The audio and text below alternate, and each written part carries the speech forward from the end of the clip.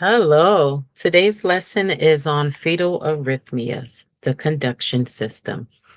So, arrhythmias occur in approximately 1% of fetuses.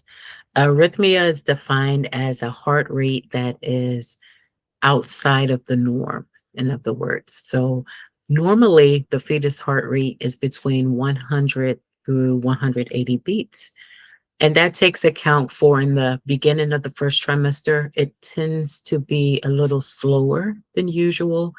And the 180 beats take account for when towards like the third trimester, especially when the fetus starts to practice breathing, it tends to be slightly elevated.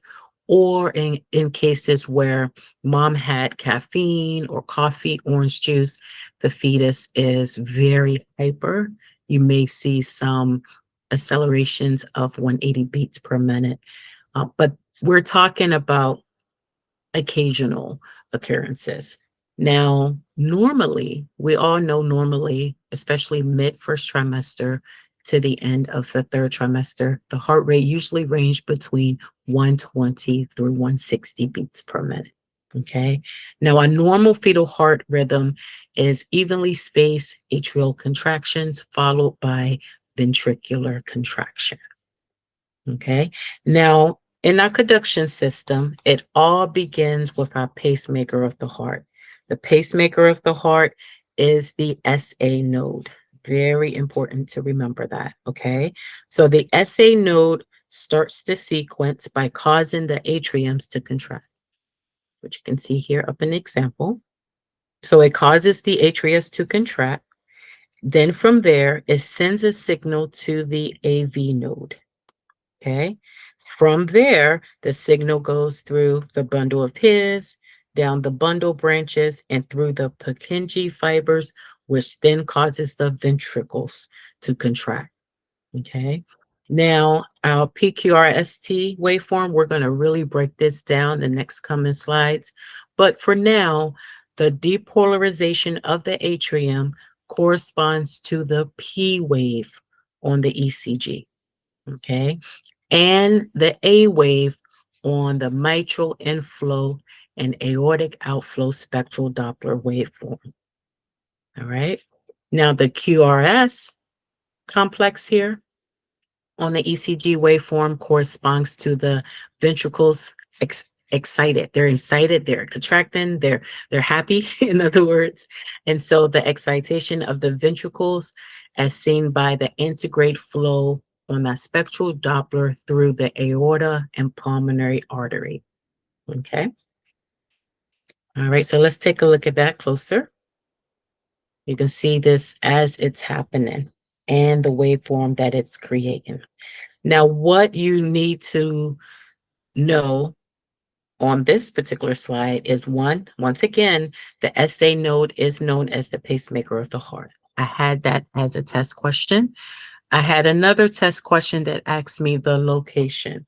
So the SA node is located in the upper anterior wall of the right atrium and opening of the SVC, okay, which we can see in our example. Okay, and it is known to send the electrical signals. So you see there to the branches here. And that's what causes the atrius to contract. Okay, so from there, we're going to go next to the AV node. The AV node, I had this as a test question. Where is it located? The AV node is located in the lower posterior portion of the right atrium. But you can see there, it just fired. The Purkinje fibers is what causes the ventricles to contract. All right, perfect. All right, so from here, I had to label this waveform. Okay, so definitely be familiar with what you see here in the demonstrations.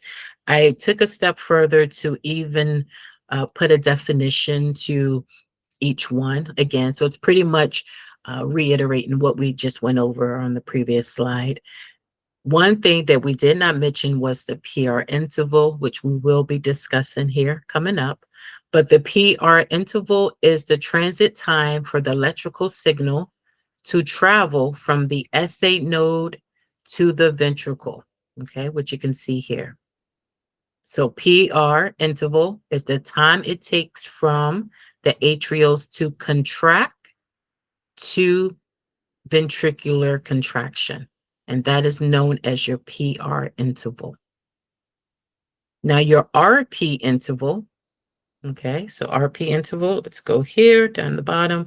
The RP interval is the time that it takes from the ventricles to contract to the atrial contraction, okay, and that is known as your RP interval. All right, so when there is a sustained bradycardia, so that is a sustained slow heart rate, you want to measure your PR interval. Okay, so this is when you want to measure the PR interval. You want to measure the time from the atrials to the ventricular contraction. Now, in cases where there is a sustained supraventricular tachycardia, which is a very fast heart rate, then you want to measure the RP interval.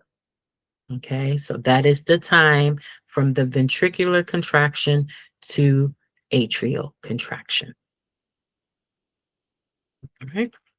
All right, so what is the M mode? Well, why do we need to even do M mode? Well, now we have to get our heart rates from the M mode because it is safest. It's the safest. But other than that, we can evaluate the valve motion. We can evaluate the wall motion, the wall thickness, and the chamber size. Okay, so that's what is displayed on our M mode. You may have a test question that asks, all of these can be measured with the M mode except. So you just want to be familiar with everything that, all the characteristics of what makes up the M mode. Okay, so just keep in mind valve motion, wall thickness, and chamber size. Okay. I had a test question. Okay, so I had to point out on my waveform diastole versus systole. Okay, and I ran across this that is very helpful in knowing which is which.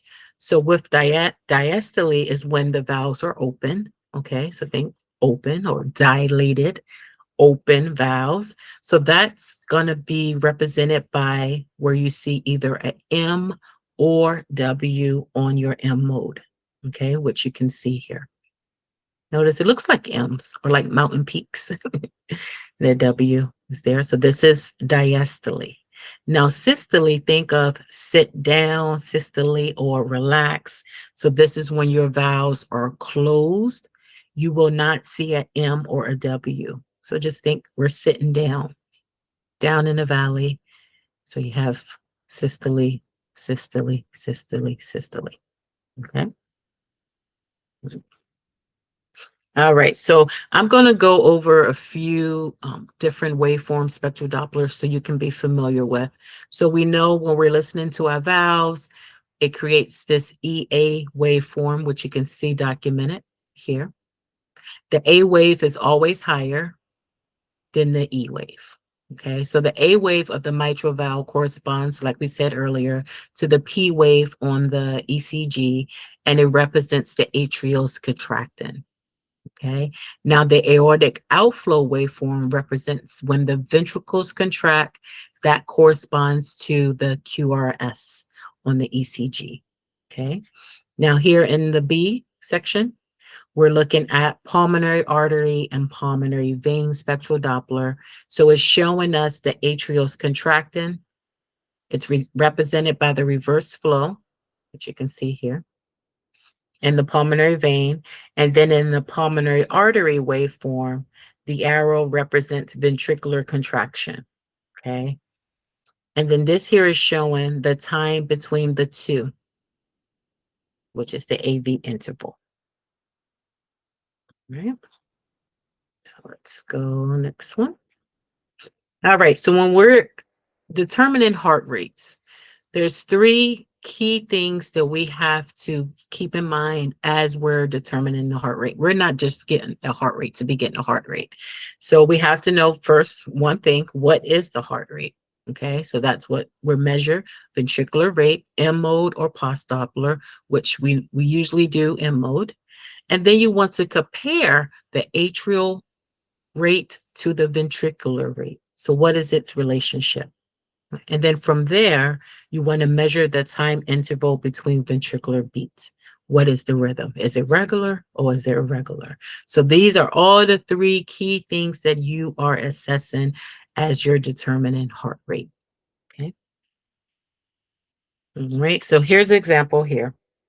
Now pay attention to where the M mode line is. Okay, so this example is just demonstrating normal cardiac rhythm. Okay, so you want to have your M line placed between the atrium and ventricle. Okay, you want to demonstrate that there is a 1-to-1 conduction. So you want them to be equal, which they are showing here. You see? You can see where they're equal. Okay, so this is normal. This is a normal arrhythmia.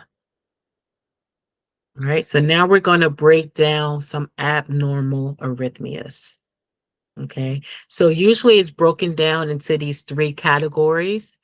In your irregular rhythms, you're going to have PACs, PVCs, or blocked PACs. Okay, so premature atrial contractions, premature ventricle contractions, or atrial bigeminy. Now, your tachyarrhythmias is broken down into SVT, atrial flutters, atrial fibrillation, junctional tachy, and ventricular tachy. Okay. And then for your bradycardias, which are your slower rates, is broken down into first or second degree AV blocks, complete AV blocks, block atrial ectopy, and congenital long QT syndrome. Okay. Now I have in stars, just so you can keep this in mind, the atrial rate determines the type of the tachycardia. Okay. We're going to look at some examples coming up. Okay. All right. So let's start with long QT syndrome. What is that? What is long QT syndrome? It is a condition that affects the heart electrical system. Okay. So you have all this whole paragraph here. I mean, it's rare and so forth, but I just broke down and made a simple definition. So a prolonged QT interval is one, it's an abnormal heart rhythm. It's a disruption in the signaling process of the heart's ventricles. Okay, so it's disrupted. And this condition causes the heart to take longer to reset between beats. Okay, so what is long QT syndrome? It's an abnormal heart rate. The signals are off. And we're talking that signals are off where because of the process of the heart ventricles and the heart's having a hard time to reset in between beats. Okay, so you have a normal ECG of the QT interval, and then here is an example of the long QT interval. So it's like a pause, a delay. Okay. Now, where is that in relation to our spectral Doppler? Okay. So here is their example of a long QT syndrome. And remember how normally our inflow should be represented by a biphasic waveform. So we should see the EA waveform, which it should be demonstrated here. But in this setting with the long QT syndrome, the E and A waveform is fused. So there is no biphasic waveform.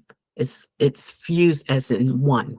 And that's how it's demonstrated with the long QT syndrome or not spectral Doppler waveform. Okay. So where is the EA waveform? It's not there. It's no longer biphasic. It's fused as in one, which you can see with the stars. Okay. Now, What causes long QT syndrome? It could either be acquired or congenital. Acquired is just caused by many medications. Sensitivity to these medications may cause this or related to genetic causes. And a congenital setting is usually inherited from a parent or so forth that carried the gene down and passed it on to the fetus. Okay.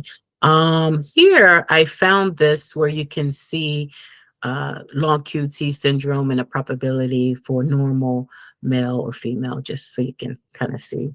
But this is a pretty rare occurrence. Okay. All right, so now we're getting to our most common heart arrhythmia, which is the PAC. A PAC, or it's also known as premature atrial contraction, is an extra heartbeat that occur in the heart upper chambers. Okay. Now, the treatment is usually none. A lot of times these are due to mom consumption of caffeine. Cocoa butter has been linked to PACs, her use of cocoa butter, cocoa spray, nicotine, alcohol are all causes. We find that once we had mom abstain from using those products, the heart rate returns back to normal. Okay. It can also be caused by the foramen flap. It's like a redundant foramen flap, or it's starting to close. It can cause PACs. Occasionally, we could see it in late gestation, and sometimes we don't know the cause. It just happens. We watch it though because it has a tiny risk of turning to tachycardia. So we have to watch it until it's gone. Okay, or just keep watching it. Usually, we just do weekly assessments until it goes away. All right, so remember, because this was a test question of mine, premature atrial contractions is the most common heart rhythm, most common heart, irregular heart rate, in other words. So PACs most common 90% of the time, followed by the tachycardia and then bradycardia. Okay. All right, so then we're going to talk about a few more. So premature ventricular contractions, very uncommon in the fetus. It's benign, causes is unknown, treatment is none. Okay, so that's just simple. You may have a test question just asking, I guess, whether it's prevalent in the fetus setting or so forth, but it's pretty uncommon to see PVCs in fetuses. Okay, so now we're getting into our tachycardias. Now, here's a chart where I broke down the different tachycardias based on the atrial rates, the ventricular rate, and then a percentage of seeing it. And so with SVT, the atrial rate will be greater than 180 beats. The ventricular rate will have a 1-to-1 conduction, and the percentage is between 66 to 90%. Okay. With your atrial flutters, your atrial rates will be 300 to 400 beats, where your ventricular rate will be 60 through 200 beats. And that percentage is between 10 to 30%. Okay. And then with your fibrillations, it's very, very high. It's going to be greater than 400 beats. Your ventricular rate will be between 120 through 400 beats. Very rare, less than 1%. Right. So SVTs. Now SVTs, it's more commonly seen usually from out of the other tackies. But with SVTs, the atrial rate will be greater than 180 with the 1-to-1 conduction rate, okay, between the ventricles. Causes multiple, it could be sustained PACs. It's just really hard to say. It could be a heart defect that's causing this abnormal rate. Epstein anomaly being one of those. The treatment, it varies. It really varies. It depends on where we see this arrhythmia based on the gestational age. Now, delivery is usually the treatment if baby is over 34 weeks. But if baby is less than 34 weeks, then they try to treat it with drug therapy. Okay. Mhm. All right. So with your atrial flutters, this rate is between 300 to 400 beats per minute. This conduction rate, it says here, it's variable. Okay. So the rate is going to be between 2 to 1 or 3 to 1 may be seen. The causes, most of the time, it says 30% is associated with another or some type of heart defect involved. It can even be seen with chromosomal anomaly or other pathological states.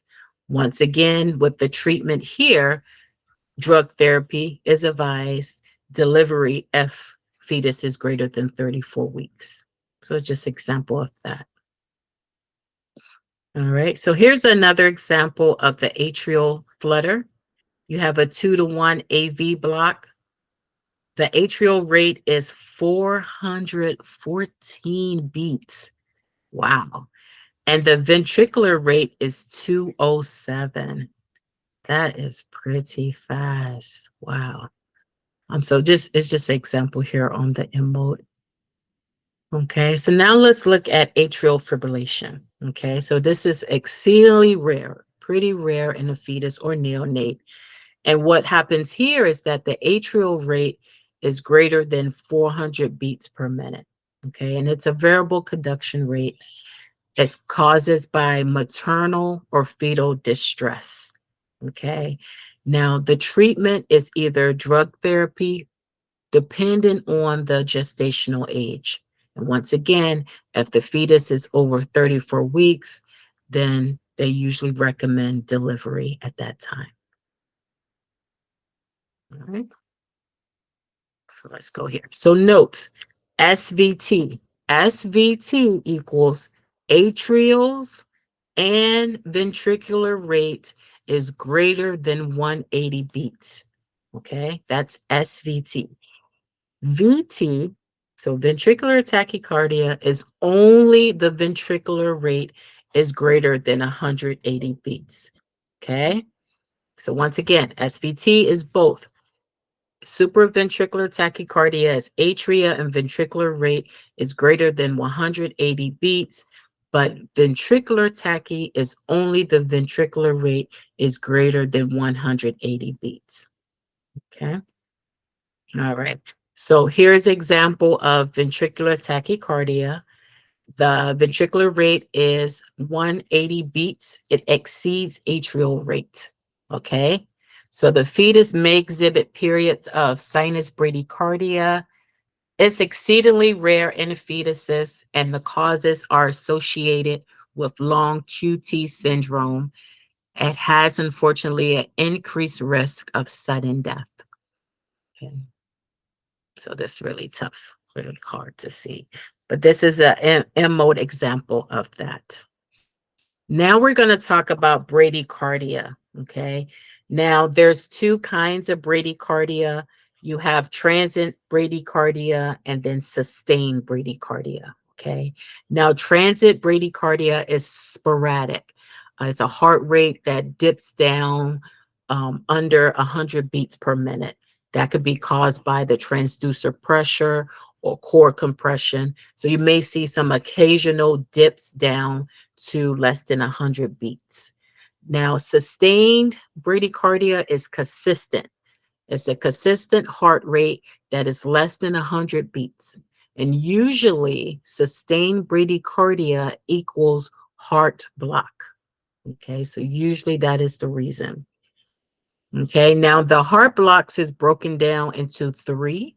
You have a first degree, which is a prolonged PR interval. Your PR interval will be greater than 150 meters per second. Your second degree heart block is a ventricular rate that is less than 100 beats. So you'll have a 2 to 1 conduction or 3 to 1 conduction or etc. And then your third degree is a complete heart block. So your ventricular rate is less than 100 beats, and it's just complete dissociation. So it's just all over, in other words. So it's a complete dissociation of your atrial and ventricular rates. That is known as a third degree complete heart block. Okay. Now, it could be caused by SSA antibodies, lupus. is a risk factor for developing heart block of the mom. So it's several causes, which is mentioned here on the right. Okay, now the PR interval, we have to, for our mothers that has lupus or SSA, positive SSA antibodies, we have to perform PR intervals routinely throughout the pregnancy. And so you have to know how to measure it. You have to know how to measure it for your exam. And so the best place to where to sample the PR interval is right where the star is located. I usually, right at the opening of your LVOT, at the beginning, at the start of your LVOT, I place my sample gate right there. You can see in this example here too. And you're going to get the waveform of your mitral valve and your aortic valve. You're going to have that EA, which is seen here, and then your aortic valve below the baseline. And you just sample it, you do the waveform, you're going to place your calipers. I have more examples here. Let me show you. I just want to show you where to place the caliper so you can see. So you want to place your first caliper in between the E and the A, which you see here, and then your second caliper right after the A to your aortic outflow wave. Once you do that, your system should automatically calculate it for you. And it's going to give you a read, maybe like 120 or 128 or so forth. But you want to have it below the 150 mark. Okay. So you want less than 150 to be a normal PR interval. But I've seen where the PR interval was greater than 150. You're going to have you're going to have a very slow heart rate. That's usually a dead giveaway that the PR interval is going to be abnormal. But then you're going to have a space in between the A and this V. It's going to be a long gap in between. And so you'll know right away if it's going to be abnormal or not based on this waveform for sure. Okay. All right. So let's see here. So let's go back. So just to reiterate, the E wave is the opening of the valve during early ventricular filling and diastole. Okay. That's your E wave. The A wave is the atrial contraction. So active ventricular filling. The A wave is higher than the E wave normally. But we saw in the case of long QT where it was fused, that was abnormal. So that's where we lost the EA waveform. Okay. Now, talking about fetuses with first degree AV block, there is a prolongation of AV time with the 1-to-1 AV conduction, but it's going to be a normal heart rate in this setting. So what happens with these fetus, the first degree heart to block, the two upper chambers of the heart, so the atriums, they beat normally, but the contractions of the ventricles has a slight lag. Okay, so that's the difference, which you can see in the example below. So with first degree block, the ventricular contractions is less than the atrial contractions, which you can see here. All right, just showed you at the top where the ventricular contractions equals the atrial contractions, which is normal. Okay, so you can really see the difference there for sure. All right. Now, second degree heart block, which is pretty rare. This one is mostly associated with the long QT syndrome.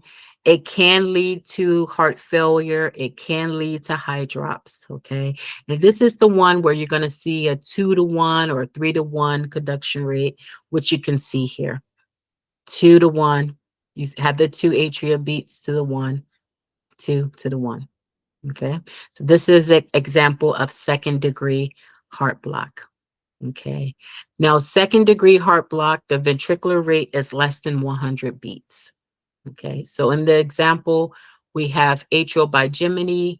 The atrium has a normal atrial beat followed by a premature atrial contraction. The ventricles may be either regular and slow. And then with second degree heart block, The atria is going to be normal and regular. Ventricles will be independent and slow.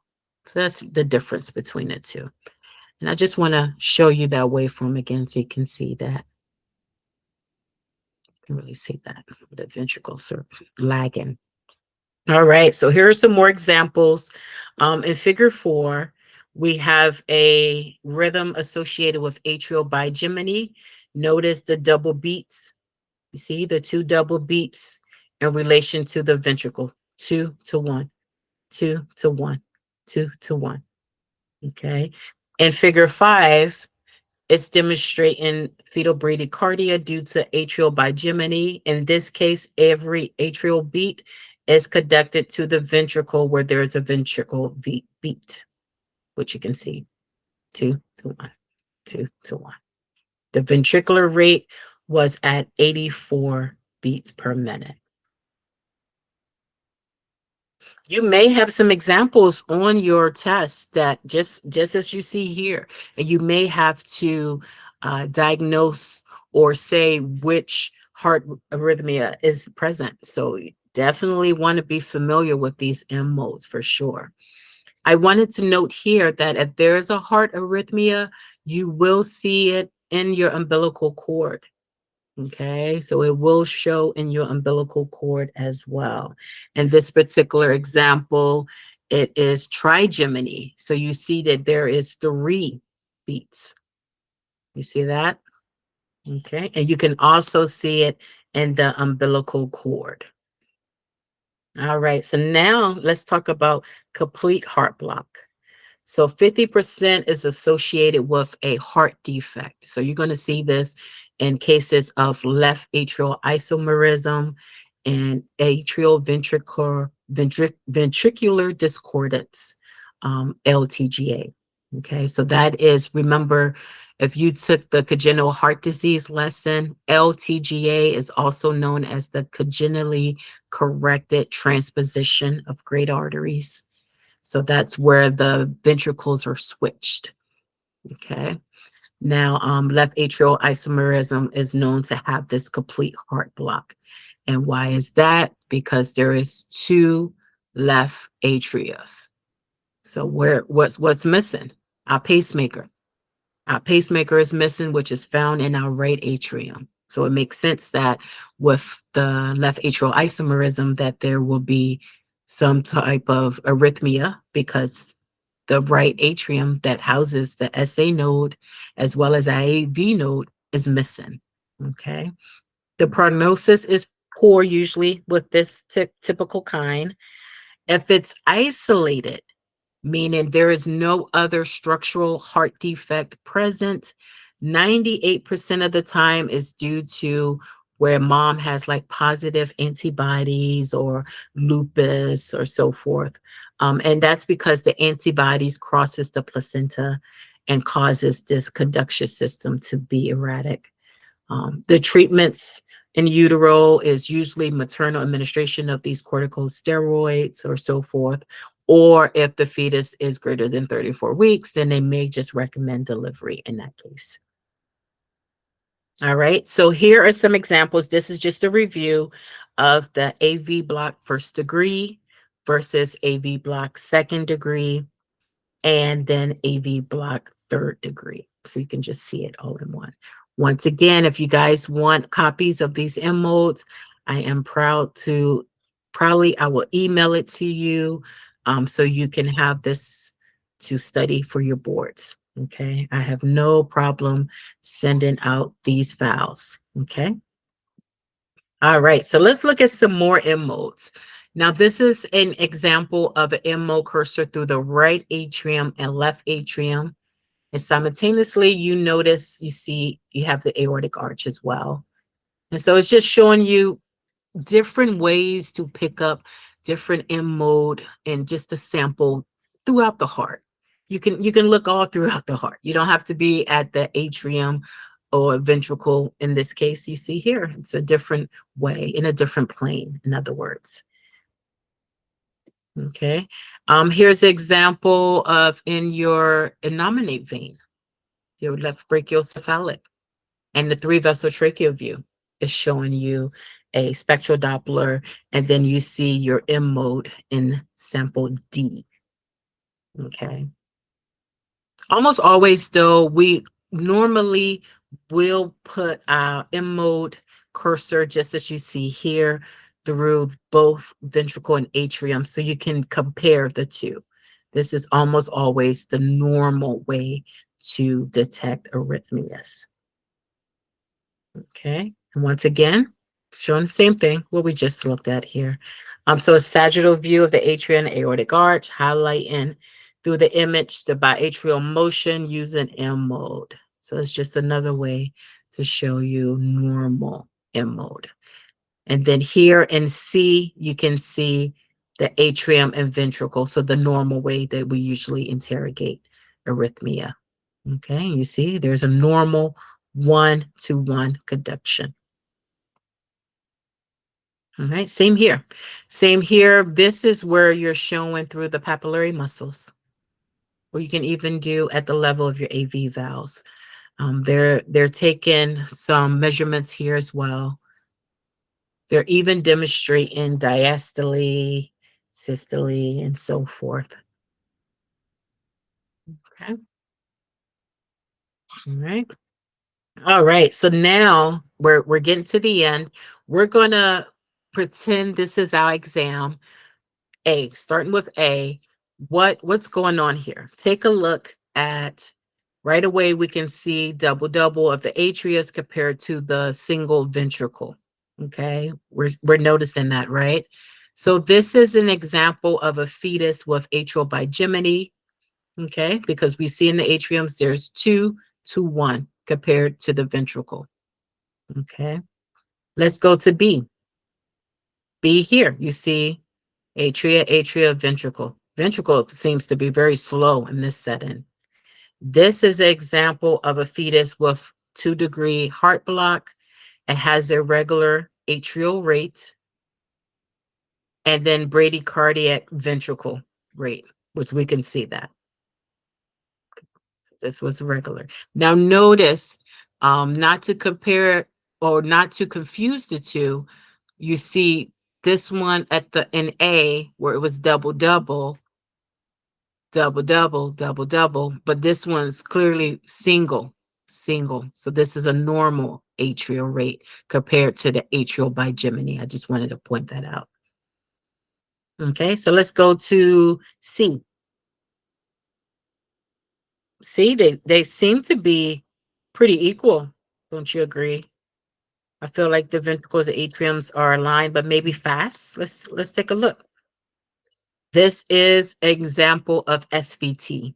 SVT with equal atrial and ventricular rates. All right, let's go to D. All right, so you see ventricular rate here up at the top. You have the atriums here. What is this is? This fetus has atrial flutter. And what is just showing the faster atrial rate compared to ventricular rate. So this is example of atrial flutter. All right, let's look at E. Let's see here, atriums and the ventricles seem equal. Let's take a look. This is a fetus with a regular rhythm. The atrium rate is regular. Diagnostic of type 1 or intimate type 2 atrioventricular block. Okay. All right, let's look at F. F got a lot going on here. Atrium's ventricle, PAC. Let's take a look. Let's see what this is. Oh, PACs. So this is an example of premature atrial contractions. Okay, see that extra beat there. And then lastly, we have in G. It's a lot going on here too. We noticed they're pointing out stars. We got some arrows going. Double, maybe one. Let's take a look. This one is PVCs, premature ventricular contractions, recognized by the arrows. There is retrograde conduction to the atrium, recognized by the stars, resulting in a regular atrial rate. But it's saying notice the shape and size of the atrial contractions. They're different from the normal contractions or normal atrial contractions that is seen in sample E. You see that? So that's what stood out, the shape and size of the atrial contraction, which you can clearly see that they are different. Okay. Notice with E, they're all the same. Okay. All right. Now, systole or diastole. Which one's systole? Which one's diastole? Remember, diastole open, dilated open. So that's recognized by your M or W on your waveform. So that would be A. And then systole, systole, sit down, relax. That is B, closed valve. Okay. PR interval. Let's measure a PR interval. So where are we going to place our first caliper? A, B, or C? I'll let you take a look. We're measuring a PR interval. Bradycardia was a sustained bradycardia heart rate. So now we're measuring the PR interval. So where are we going to place our first caliper? We are going to place our first caliper at A, in between the E and the A waveform. Okay. And our second caliper will be placed where? B or C? It's going to be placed C, but not all the way there. We're going to stay with the same waveform. So we're going to place it right here, C. Okay. So in between the E and the A, and then right at the start here, outflow, that's your second caliper. That's how we measure a PR interval. All right. And that is because it was bradycardia. All right. This is just some extra, I guess, examples that I have that we can just go over together. So the arrow is pointing to what's happening here. It's a 3-vessel trachea view. There is a vessel there going into SVC. What is this? This is the azygos vein. Okay. So this, you may have some pictures on your exam where you have to document what it is. So this is the azygos vein draining into the SVC.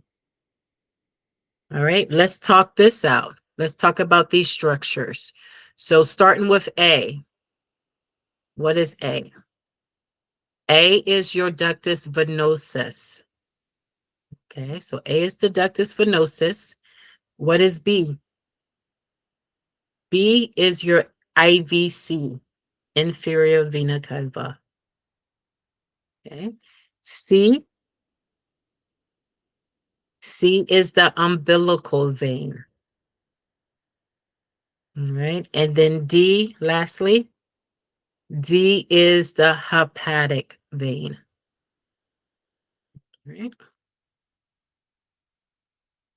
All right. So we want to do a normal heart rate. We want to pick up or show that there is a normal heart rate or abnormal heart rate. Which one aligns with how we would normally measure a heart rate? A, B, C, or D? The closest one. And what are we trying to pick up? We're trying to compare ventricle rate to atrial rate, right? So then you're going to want your M mode to line up with ventricle and atria. And the closest one to that is B. All right. B is the correct choice. And that is it. Thank you so much for joining me. I am looking forward to doing the step-by-step lesson coming soon. And then lastly, our grand finale will be on embryology. Until then, I will see you next time. Have a great day.